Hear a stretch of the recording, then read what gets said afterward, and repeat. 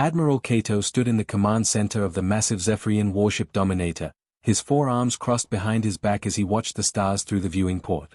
The bridge was quiet except for the soft hum of machines and the gentle clicking sounds his crew made when they were focused on their work. At over 7 feet tall with silver-scaled skin and bright yellow eyes, Kato was an impressive figure even among his own people.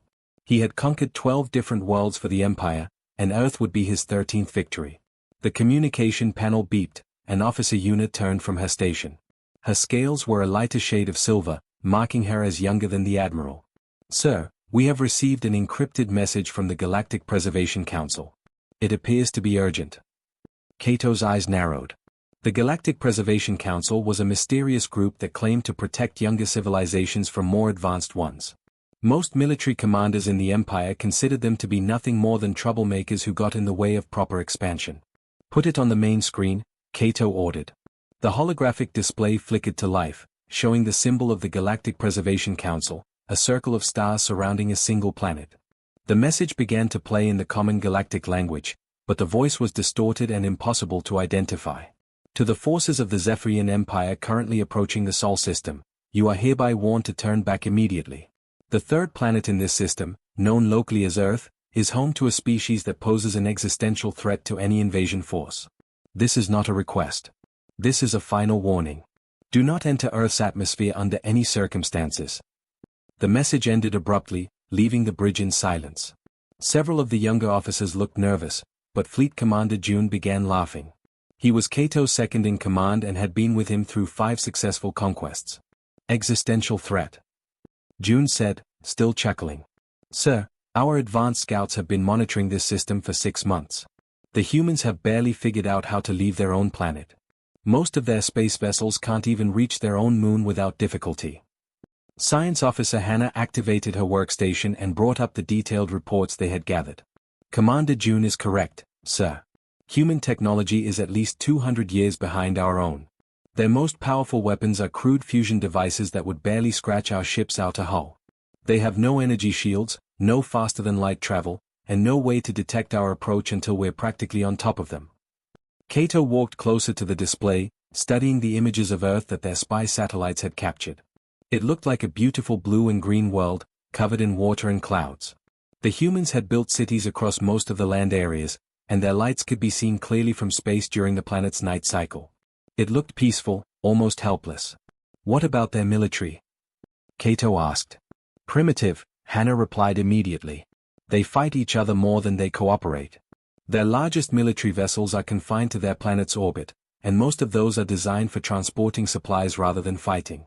Our intelligence suggests they have around 200 small combat spacecraft, but none of them are equipped with weapons that could threaten a Zephyrian cruiser." Communications Officer Yuna had been quiet during this discussion, but now she spoke up hesitantly. "Sir, if I may ask, why would the Galactic Preservation Council send such a strong warning about a primitive species? They've never intervened in our previous conquests." Fleet Commander June waved a dismissive hand. "Because they are desperate. The Council has been trying to stop the Empire's expansion for decades, but they don't have the military power to face us directly. Now they are reduced to making empty threats and trying to scare us away from easy targets." Navigation Officer Day, who had been studying star charts at his station, looked up with a worried expression. "But sir, what if they're not bluffing? What if there's something about these humans that we don't understand?" Admiral Kato considered this for a moment. In his long military career, he had learned that overconfidence could be dangerous. But he had also learned to trust solid intelligence data, and everything they knew about humanity suggested that conquest would be simple and quick. "Officer Day," Kato said slowly, "in my experience, when a civilization is truly dangerous, they don't hide behind warnings and mysterious messages. They demonstrate their power directly. The fact that the Council felt the need to send us a warning at all suggests that they know the humans cannot defend themselves." Tactical Officer Minho brought up a holographic display of the Zephyrian Third Fleet. 57 ships arranged in perfect formation, each one capable of destroying entire cities. "Sir, our fleet is more than sufficient for a standard subjugation operation. Based on human population density and infrastructure analysis, we estimate complete planetary control within 72 hours of initial contact." Kato nodded slowly. The evidence was overwhelming. Earth was defended by primitives with obsolete technology, and the Galactic Preservation Council was trying to protect them with nothing but words. It was almost insulting that they thought such a transparent bluff would work on a veteran commander like himself. "Signal all ships," Admiral Cato commanded. "Set course for Earth. We advance immediately." As the massive Zephyrian fleet began moving toward the Sol system, only Navigation Officer Day continued to stare at the now blank communication screen, wondering why anyone would issue such a specific and desperate warning about a species that appeared to be completely helpless. The Empire was about to find out.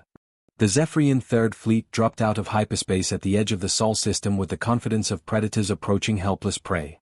Admiral Cato stood on the bridge of the Dominator, expecting to see empty space dotted with a few primitive satellites and maybe some crude mining operations in the asteroid belt. Instead, Senior Tactical Officer Minho's control panel immediately exploded with warning lights and sensor contacts.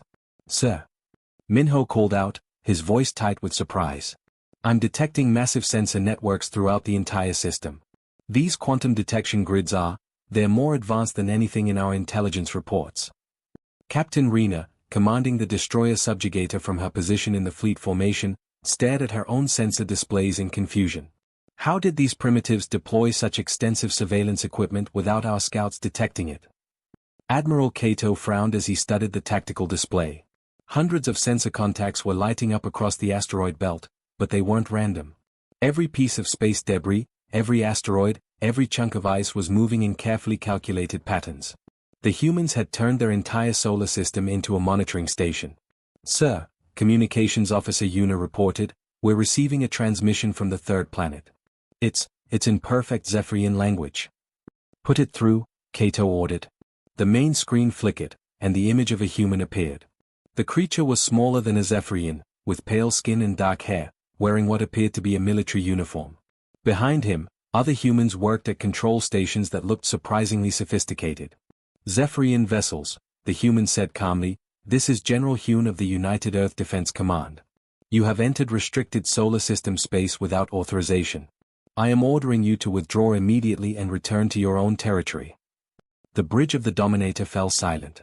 Several officers made the clicking sound that indicated shock or disbelief among their species. Fleet Commander June was the first to recover. "Did this primitive just order us to surrender?" General Hune continued speaking as if he could hear them. "You have exactly 1 hour to begin your withdrawal. Failure to comply will result in the activation of defensive measures that will destroy your fleet entirely." Admiral Cato found his voice. "Signal a response. Tell this General Hune that he is speaking to Admiral Cato of the Zephyrian Empire.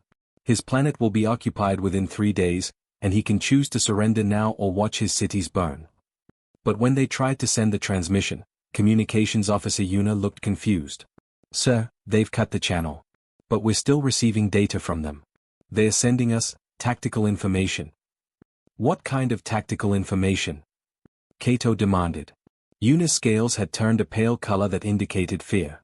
"Sir, they're transmitting the technical specifications of our ships. Hull thickness, weapon capabilities, shield frequencies. They know everything about our fleet design." Science Officer Hannah quickly ran the data through their computers. "Admiral, this information is completely accurate. They know details about our ships that even some of our own crew members don't know." Lieutenant Tai at the navigation station had been studying the movement patterns in the asteroid belt. "Sir, I think I understand what we're seeing.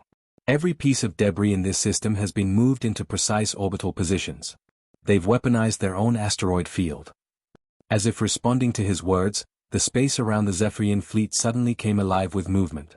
Chunks of rock and metal that had appeared to be drifting randomly began accelerating toward the alien ships. But these weren't crude projectiles. Each asteroid had been fitted with small engines and guidance systems. "Evasive maneuvers," Admiral Cato shouted. The Zephyrian ships were fast and maneuverable, easily dodging the incoming asteroids. But as they moved, more sensor contacts appeared. Hidden stations throughout the outer planets began powering up massive energy weapons. Captain Rena's voice crackled over the communication system. "Admiral, we're detecting weapons platforms hidden in the rings of the sixth planet. They're charging what appear to be particle beam arrays." "Impossible," Fleet Commander June said. "Our intelligence indicated they had no weapons capable of threatening our ships at this range." Lieutenant Colonel Sue, watching from her position in Earth's primary defense bunker buried 3 miles beneath the Pacific Ocean, smiled as she observed the alien fleet's confused movements. Phase 1 is proceeding exactly as planned, she reported to her staff. The enemy is reacting to our outer defenses. All units, prepare for Phase 2 activation. The bunker around her was filled with hundreds of humans working at control stations that would have impressed even Zephyrian engineers. Multiple holographic displays showed every ship in the alien fleet, along with detailed analysis of their movement patterns, energy signatures, and weapon systems. Colonel, reported her tactical officer, the aliens are advancing toward the inner system. Their formation suggests they're treating our outer defenses as minor obstacles. Perfect, Colonel Su replied. Let them come closer. The real surprise is waiting for them in Earth's atmosphere. Back on the Dominator, Admiral Kato was beginning to feel the first stirrings of doubt. The human defenses were more sophisticated than expected, but they were still manageable. His ships had superior technology and firepower. Yet something about the situation felt wrong. Sir, Navigation Officer Day said quietly, the humans aren't trying to stop us. They're herding us toward their planet. Admiral Kato studied the tactical display and realized Day was correct. Every human attack had been designed to push the Zephyrian fleet along a specific path toward Earth. It was as if the humans wanted the aliens to reach their planet. Signal all ships, Kato ordered. Maintain current course. Begin atmospheric entry procedures. As the Zephyrian fleet approached Earth's blue atmosphere, none of them realized they were flying directly into the most carefully prepared trap in human history.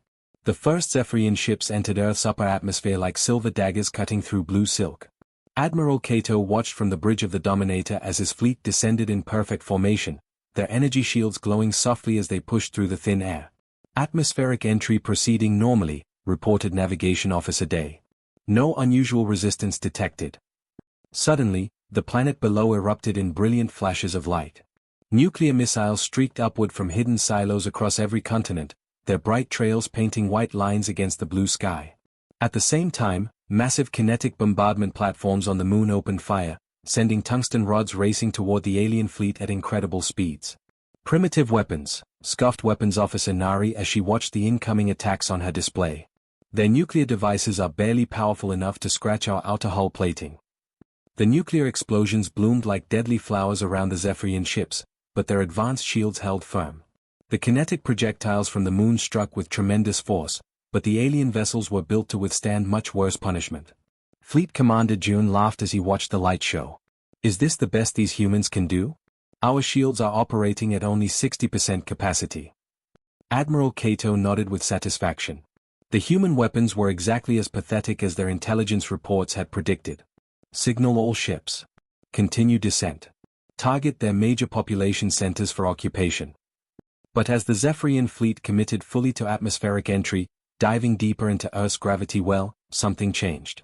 Hidden installations across the planet's surface suddenly activated, and the very air around the alien ships began to behave strangely. Sir. Chief Engineer Bin's voice cracked with panic. Our gravitational sensors are showing massive distortions.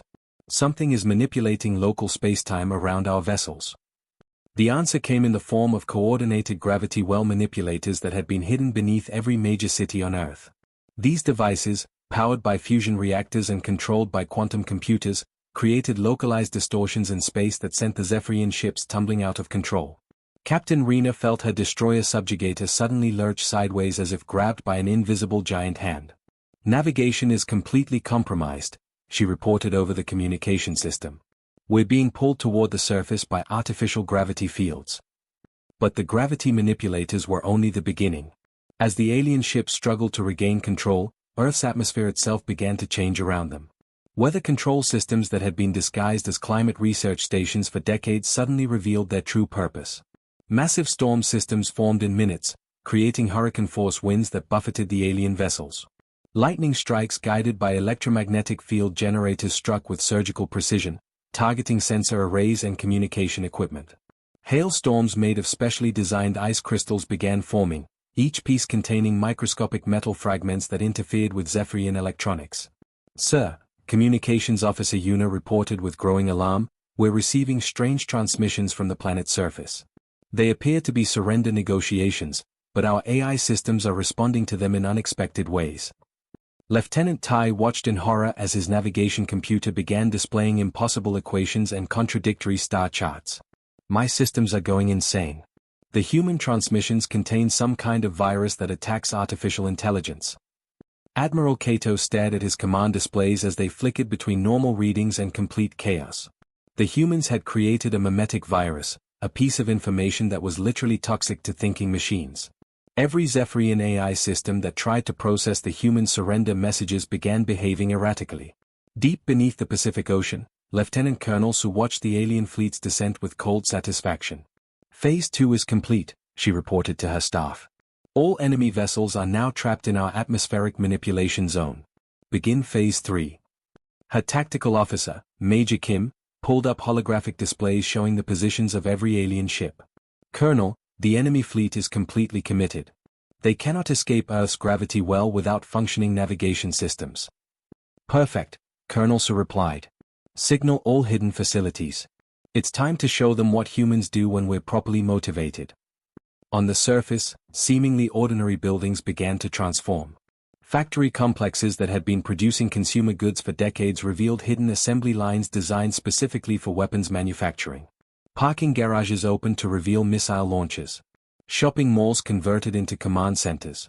Even schools and hospitals had been built with secret military functions that could be activated in exactly this situation. The humans had spent 50 years preparing for this day, ever since their first radio telescopes detected signs of alien civilizations. Every building, every road, every piece of infrastructure had been designed with dual purposes. The entire planet was a weapon waiting to be activated. Admiral Kato watched in growing horror as Earth's true defenses revealed themselves. Swarms of attack drones poured from underground facilities, but these weren't the crude flying machines his intelligence reports had described.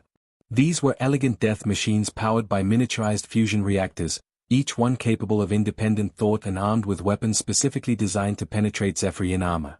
Sir, Chief Engineer Bin reported, his voice barely a whisper, our hull integrity is failing on multiple ships.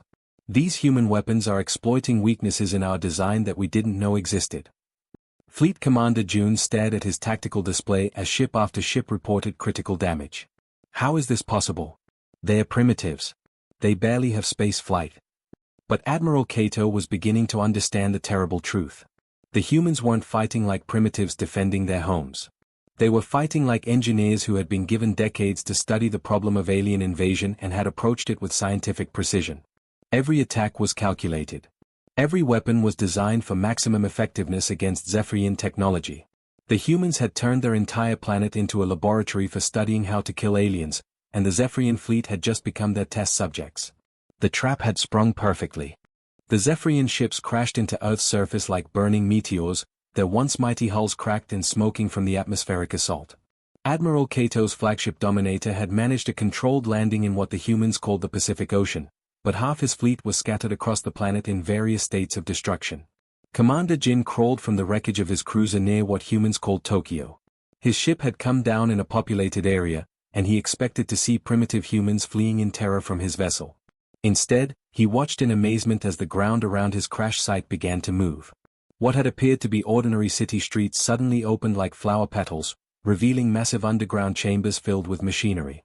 Assembly lines that had been hidden beneath shopping centers and office buildings roared to life, producing weapons and vehicles at an incredible speed. By the void, Jin whispered as he watched through his damaged sensors. The entire city is a factory. The humans emerged from their buildings not as panicked civilians, but as organized military units. But these weren't the primitive soldiers his briefings had described. These humans had been changed, modified specifically for fighting aliens like himself. Colonel Minute led the first squad of enhanced soldiers through the streets toward Jin's crashed ship. He stood 7 feet tall, almost as big as a Zephyrian, but his movements were faster and more precise than any natural human could achieve. His bones had been reinforced with titanium alloys, his muscles enhanced with synthetic fibers, and his reflexes boosted by neural implants. Target acquired, Minute spoke into his communication device. 1 Zephyrian cruiser, moderate damage. Beginning extraction procedures. Jin watched in horror as the enhanced humans approached his ship with weapons that seemed designed specifically for Zephyrian anatomy. Their bullets were made from materials that could penetrate his species' natural armor. Their energy weapons operated on frequencies that disrupted Zephyrian nervous systems. Across the planet, similar scenes were playing out. Every crashed alien ship found itself surrounded by humans who seemed to know exactly how to fight them. It was as if humanity had been preparing for this specific enemy for years. Fleet Commander June had crashed in what the humans called the Amazon rainforest. He expected the jungle environment to provide cover for his surviving crew members, but the trees themselves seemed to be working against him. Hidden sensors tracked his every movement, while automated defense systems emerged from what had appeared to be normal vegetation. "Sir," his communications officer reported weakly, "the humans are deploying biological weapons. Our crew is experiencing rapid cellular breakdown." June stared at his dying soldiers in disbelief. How do they know Zephyrian biology well enough to create targeted diseases? The answer was terrifying in its simplicity. For the past 50 years, every time a Zephyrian scout probe had crashed on Earth, the humans had recovered it. Every piece of alien technology, every scrap of biological material, every fragment of data had been carefully studied and reverse-engineered. Dr. Park, working in a laboratory hidden beneath Seoul, had spent 20 years studying Zephyrian genetic material recovered from a crashed probe. She had identified every weakness in their immune system and had designed viruses specifically to exploit those vulnerabilities.